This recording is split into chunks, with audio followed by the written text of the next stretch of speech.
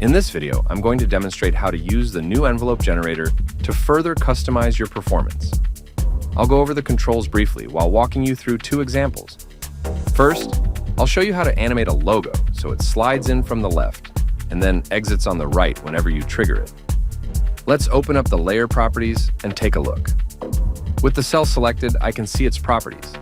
Notice that the X position knob has a small dot in the corner, indicating that an envelope is applied to that parameter. When I trigger the cell, watch how the knob's value changes automatically.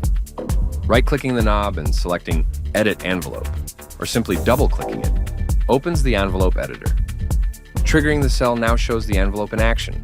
It starts at the minimum value, placing the image off-screen to the left, then moves to the center and stays there briefly before continuing off to the right. I wanted the logo to slow down before stopping, so I changed the interpolation to Ease In.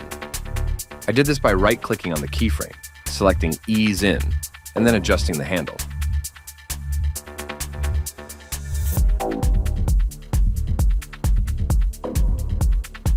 Since I only want the animation to play once, I turned off looping.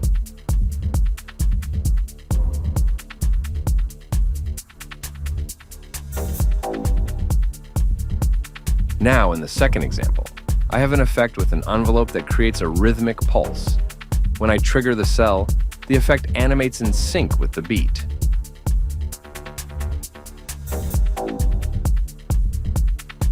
Let's open the envelope editor to understand this setup. The envelope duration is exactly 1 bar, and looping is turned on, so it repeats every bar. The envelope remains mostly flat, except for 2 spikes that line up with the second and fourth beats.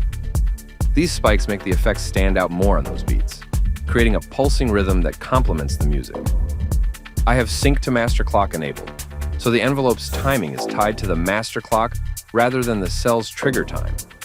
This ensures the animation always aligns with the master clock, no matter when the cell is triggered.